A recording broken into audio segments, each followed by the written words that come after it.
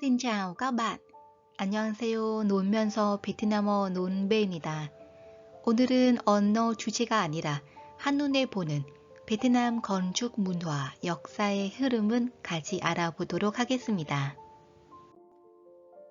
Văn hóa Đông Sơn, 동선 문화, BC 800에서 100 먼저 알아보도록 하겠습니다. 홍강의 털은 잡은 동선 문화의 주인공들이 락비족이었고 최초의 국가인 văn lang 국BC 690에서 250진 세웠고 이후에는 âu lạc 국BC 250진에서 179로 이어졌습니다. 이들이 당시에 최고의 청동기 제작 기술을 보유하였습니다. 홍강의 비옥한 삼가주 평야에서 벼 농사가 중심인 농경사회를 구성했으며 가축과 어로 활동도 같이 했습니다. 동선 사람들이 항해 기술에도 능숙하여 교역 등을 목적으로 카누를 이용해 멀리 남중국해와 인도네시아 지역까지 진출했습니다. 청동북의 기능이 악기에서 의뢰의 상징으로 전화되었습니다.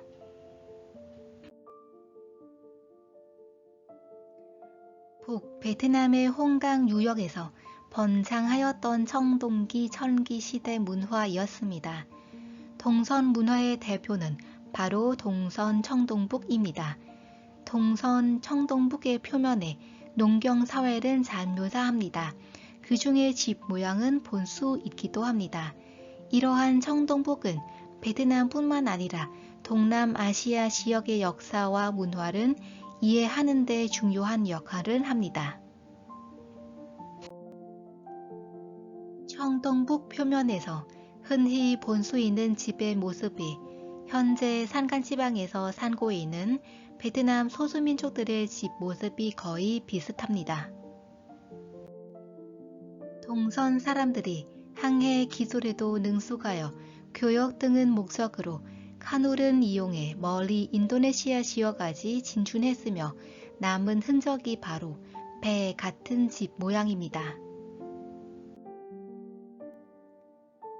서인nguyên 소수민족들이 전구통의 곡식을 지는 인상생활의 모습이 옛날부터 청동북 표면에서 잘 그려져 있습니다.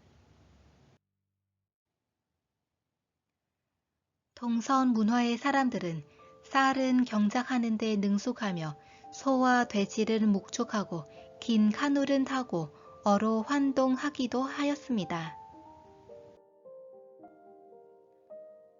베트남의 여러 소수민족 문화에서 모닥불 주위에서 원은 그러 춤과 노래는 종종 축제와 의식에서 중요한 부분입니다.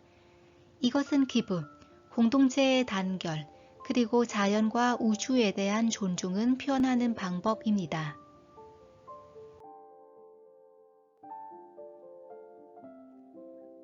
동선 청동북, 즉 베트남의 동선 문화 시대에서 제작된 청동북 표면의 문양은 다양한 의미와 상징을 담고 있으며 이는 당시의 문화, 신학, 사회적 구조를 반영합니다. 이 문양들의 주요 의미는 다음과 같습니다. 태양 문양, 가장 중심적인 문양 중 하나는 태양입니다. 이는 종종 북의 중앙에 위치하며 생명과 에너지, 번영의 상징으로 여겨집니다. 또는 날과 계절을 나타내는 데에 사용되었을 가능성도 있습니다. 동물 문양, 공작, 새, 황새, 물고기, 노루, 소, 개구리 등 여러 동물들이 표현되어 움직이는 여러 자세로 생생하게 그렸습니다. 사람이 자연과 어울러 살고 있다는 의미에 있습니다. 전쟁과 인상생활 장면, 인부 북에는 전투 장면이나 사양, 농업활동, 어업활동과 축제활동 같은 인상생활의 모습이 묘사됩니다. 이는 당시 사회의 인상과 활동을 나타냅니다.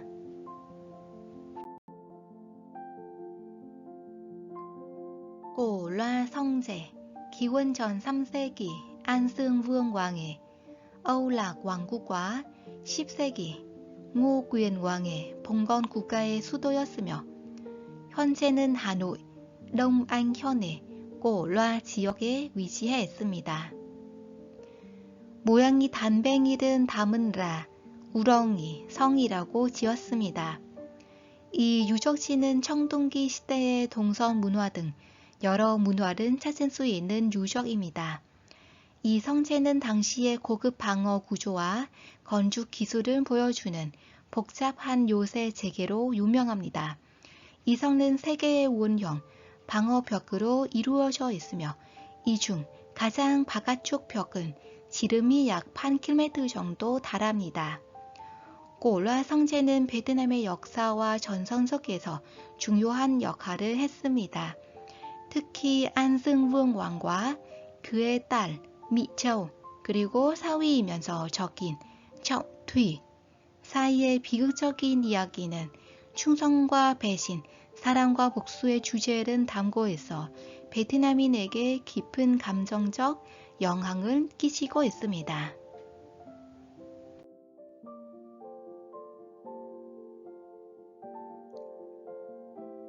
리công uẩn 왕은 1010년에 리 왕조를 설립한 후에 수도를 đại la, 하노이, 성제로 옮겼습니다. 수도 이전 후 그는 탕럼 성제를 짓기 시작하였는데 1011년에 기본 건축물이 완공되었습니다. 탕럼 성제는 3개의 요새로 이루어져 있습니다.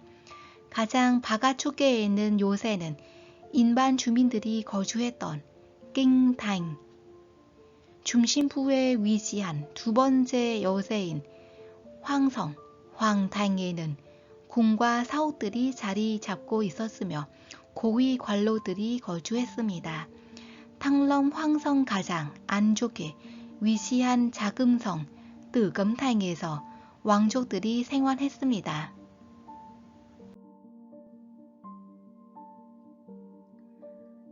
탕럼 성제는 전 왕조 시기에 여러 번의 보수 작업은 거쳐 래 왕조 시기에 더욱 확장되었지만 1516년부터 1788년간 막과 래 왕조 시기에는 여러 번 파괴되었습니다. 1789년에 광중 왕이 당시 수도를 후순회 중부지방으로 이전함에 따라 탕럼 성제는 단지 북쪽의 방어 시설로 사용되었습니다.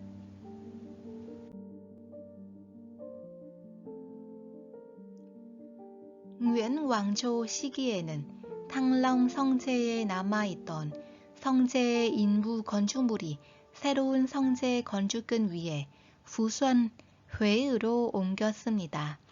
1805년에 사long 왕은 탕럼 성제를 둘러싸고 있는 벽은 허물고 그 대신 프랑스 건축 양식 건물은 지었고 1813년에 minh mạng 왕은 탕럼 성제의 이름은 하노이 성이라고 칭하며 이곳에서 행정개혁을 시행했습니다. 이후 프랑스는 하노이를 인도 차이나 연합군의 수도로 정하였고 프랑스 식민군의 기지를 만들기 위해서 하노이 성제는 파괴되었습니다. 하지만 1954년 베트남 군대가 수도를 다시 차지하면서 하노이 탕럼 성제는 국방부의 본부로 정합니다. 이처럼 하노이 탕럼 황성의 중앙부는 1010년부터 오늘까지 약 1000년가 넘은 역사를 간직하고 있습니다. 2010년에 유네스코 세계문화유산으로 지정되었습니다. 수도 옮김과 전쟁으로 인해 탕럼 황성이 여러 번 파괴되었지만 재현 도면을 보면 최초 모습이 아주 크고 아름다웠을 겁니다. 왕궁 재현 도면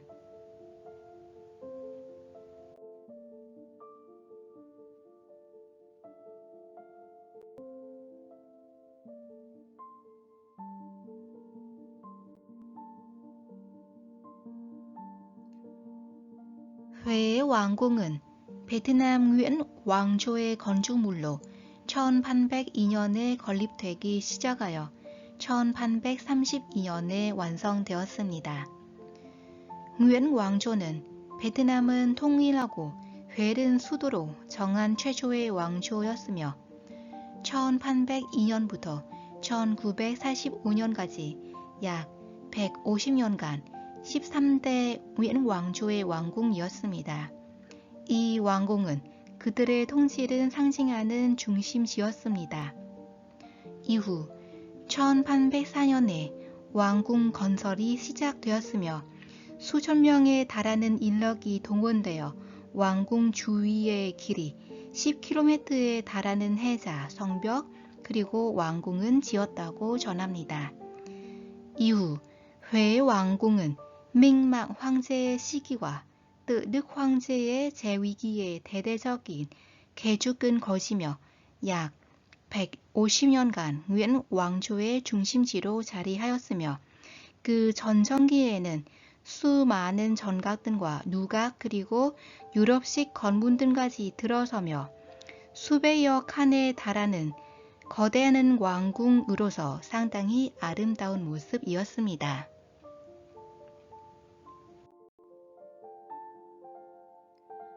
당시 왕궁에는 여러 건물들과 수백 개의 방들이 있었으나 1945년 왕 정체가 폐지되며 주인이 사라지자 왕궁은 수많은 약탄, 전쟁과 자연재해에 시달리게 되었습니다. 현재 회 왕궁에서 볼 수 있는 모습은 전성기 왕궁의 모습의 25% 정도도 못 미친다고 합니다. 가장 대표적으로 왕궁에서 가장 큰 건물이었던 황제와 황후의 침처는 현재 기단부도 찾아보기 어려우며 왕궁 내부 대부분은 잔디밭으로 가득한데 이 잔디밭 대부분에 한데 건물들이 들어서 있었다고 생각하면 됩니다. 1993년에 유네스코 세계문화유산으로 지정되었습니다. 회 왕궁 복원 작업은 계속 진행하고 있습니다. cửa ngọ môn, 오문 왕궁의 남쪽 정문으로 중앙 누각에는 황제의 상징인 황색 기왈은 덮고 양옆 누각들에는 청색 기왈은 얹은 것이 특징입니다. 1833년 minh 황제 시기에 완성되었으며 중앙에 있는 문은 황제만이 사용할 수 있었고 그 양옆의 두 문은 대신들이 사용하였으며 양옆에 붙여 있는 두 개의 문은 시종이나 궁녀들이 사용하여 드나들었습니다. nguyễn 왕조의 마지막 황제 Bảo Đại 왕은 퇴위 선언문은 있고 nguyễn 왕실의 종결은 선언한 역사적 장소이기도 합니다. Điện Thái Hòa, 태화전 왕궁의 정전으로 연 3명에 달하는 황제들이 이곳에서 대관식을 치렀습니다.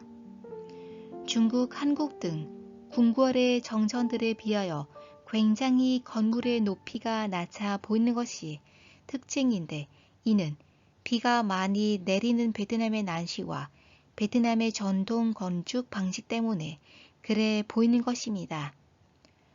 또한 앞에서 본데 보이지 않지만 옆에서 보면 두 개의 전각이 마치 이어져 있는 것처럼 지어진 독특한 구조를 가지고 있습니다. 내부는 건물 바깥쪽이 천장이 높은 편이며 안쪽이 오히려 천장이 낮은데 이는 바깥쪽에서 바라보는 사람들의 눈에 오히려 건물 내부 공간이 더 넓어 보이는 착각을 준다고 합니다. 중심에는 황금빛 옥좌가 놓여 있습니다.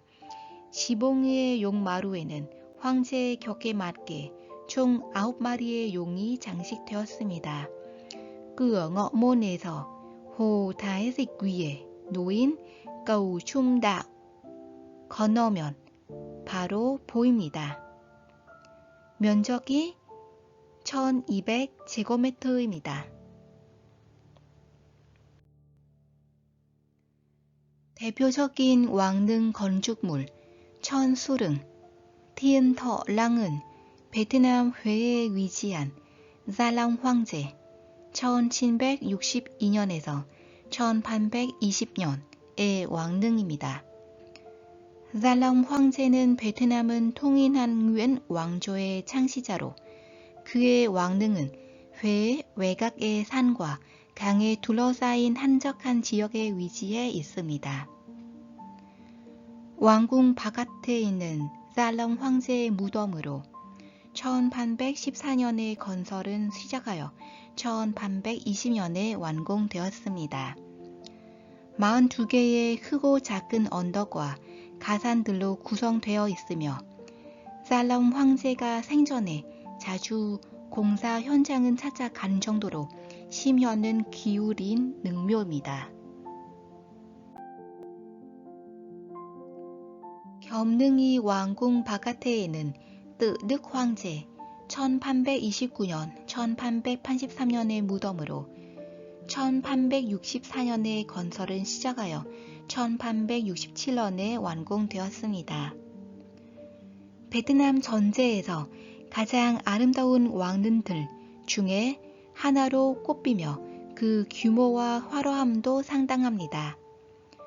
그러나 워낙 가혹하게 공사 인력들은 불이 탓에 공사 도중에 봉기가 일어나기도 했습니다. 이로 인해 뜨đức 황제가 그 왕릉의 이름은 겸능으로 바꿨습니다. 응능이 왕궁 바깥에 있는 Hải Định 황제 1885년, 1925년의 무덤으로 1920년에 건설은 시작하여 1931년에 완공되었습니다. Hải Định 황제는 자신의 영묘를 짓기 위하여 전역의 세금을 30% 인상한 정도로 묘, 건설의 연성은 올랐고 이로 인하여 베트남의 재정은 갈수록 약화되었습니다. Hải Định 황제의 무덤은 이전 황제들의 묘에 비하면 규모는 훨씬 작은 축에 속하지만 금과 새유리, 보석 등은 많이 사용하여 그 화려함과 정교함은 타의 추종은 불허한 정도로 굉장히 뛰어난 편입니다. 왕의 석관 바로 위에는 황금으로 장식한 황제의 상이 있습니다. 회의 궁전 미순 박물관 long an 궁전 long an 궁전의 이름은 1845년에 thiệu trị 왕이 통치했던 동안에 지어졌습니다. 이 궁전은 왕이 휴식은 하는 장소이면서 시를 만들고 책은 읽는 곳이었습니다. long an 궁전은 나중에 회의 궁전 미순 박물관이 되었으며 또한 왕궁의 귀한 유물은 보관하는 곳입니다. 이곳은 왕실의 칙령, 그림, 도자기 등 다양한 유물은 전시하고 있으며 이들은 nguyễn 황제들에게 속한 것입니다. 이 유물들은 당시 왕실의 생활과 예술 추세에 대한 통찰력은 제공합니다. long an 궁전은 베트남 전통 왕실 건축 양식은 반영한 건축적 건작입니다. 회 황성 내에서도 가장 잘 보존된 구조물 중 하나입니다.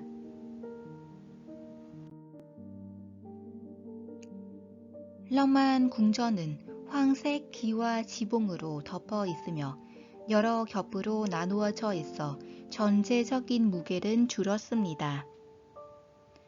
궁전의 지붕 중앙에는 진주를 얹은 용머리 모양이 장식되어 있고 지붕 양 끝에는 용 모양의 장식이 부착되어 있습니다. 네 모서리에는 용과 봉황은 형상화한 도자기 모자이크가 된 조각상이 있습니다.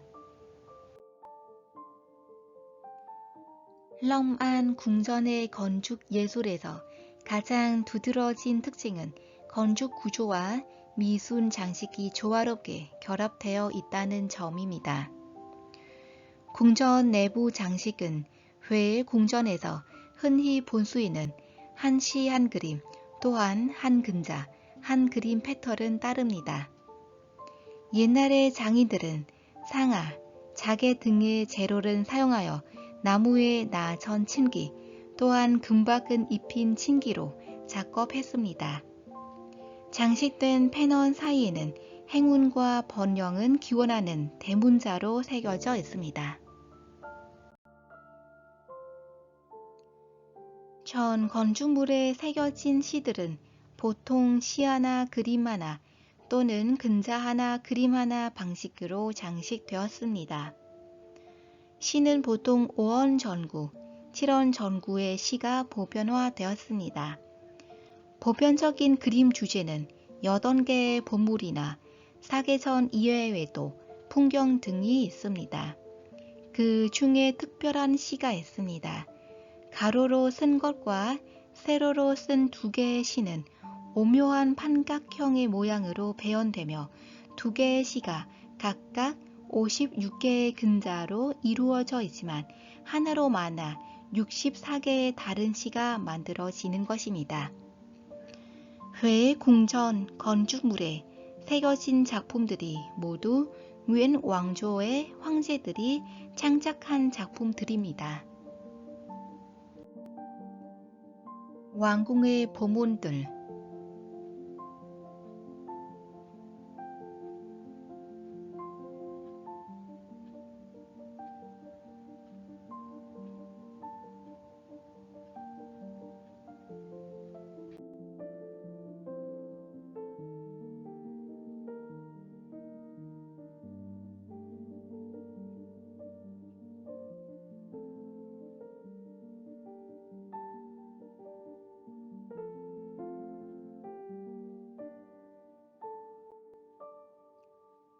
베트남 대표 종교 건축물 chùa Diên Hữu 연우사.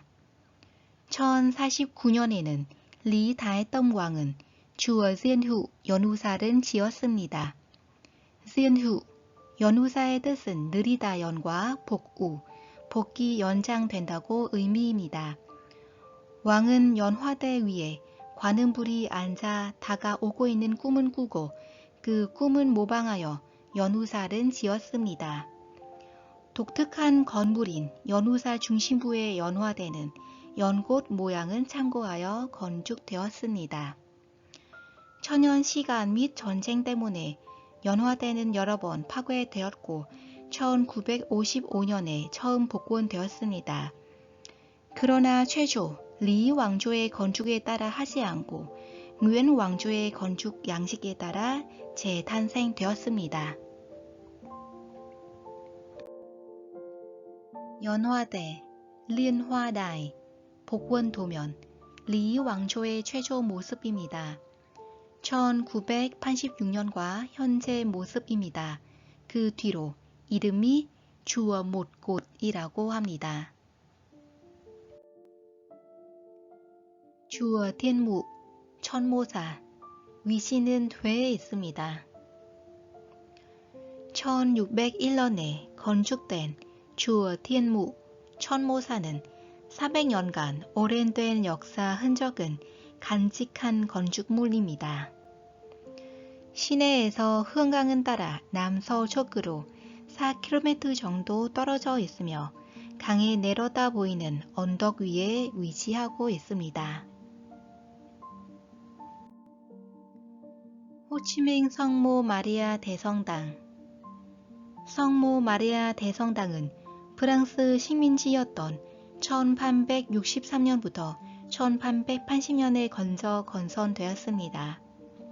프랑스에서 가져온 붉은색 벽돌들은 정교하게 쌓아 올린 이국적인 건축물로 2개의 웅장한 첨탑과 성당 앞에 자리한 커다란 상모 마리아 상이 인상적입니다. 네오로마테스크 건축 양식은 따라 건축되었습니다. 하노이 성 요셉 성당. 대성당은 1884년 건설이 시작되어 1887년에 완공되었습니다. 성 요셉 성당은 베트남 하노이 옛날 거리에 위치한 성당입니다.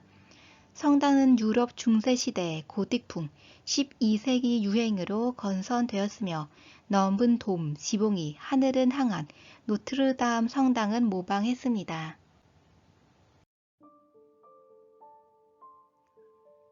전통 베트남식은 냐 바산 하이샤이라고 부릅니다. 이는 가운데 3개의 주요 방과 양쪽에 2개의 부수적인 방으로 구성되어 있습니다. 중앙의 방은 가족 공동의 생활 공간으로 사용되며 양쪽의 방에 개인의 사적인 생활 공간으로 쓰입니다. 이 집들은 벽돌, 나무, 대나무 등의 재료로 지어지며 높은 천장과 작은 창문이 설계되어 연대 기후의 더위와 습기에 적합한 통풍과 시원함을 제공합니다. 집 앞에는 넓은 마당이 있는데 이곳에서 벼를 말리거나 옷을 널거나 채소를 키우는 등 다양한 목적으로 활용합니다. 15세기에서 19세기 사이에 상업과 도시화가 급속히 발전하면서 베트남의 전통적인 상업주택이 등장하기 시작했습니다. 이러한 오래된 상업주택들은 호안과 하노이와 같은 상업 중심지와 구시가지에서 주로 발견됩니다. 하노이에는 36거리라고 불리는 역사적인 상가 주택들이 있으며 각 거리는 특정한 공예나 상업 활동에 특화되어 있습니다. 이러한 주택들은 좁은 전문부와 긴 깊이를 가지고 있는데 이 도시의 부족과 집의 전면부 너비에 기반한 세금 부과 방식은 반영한 것입니다.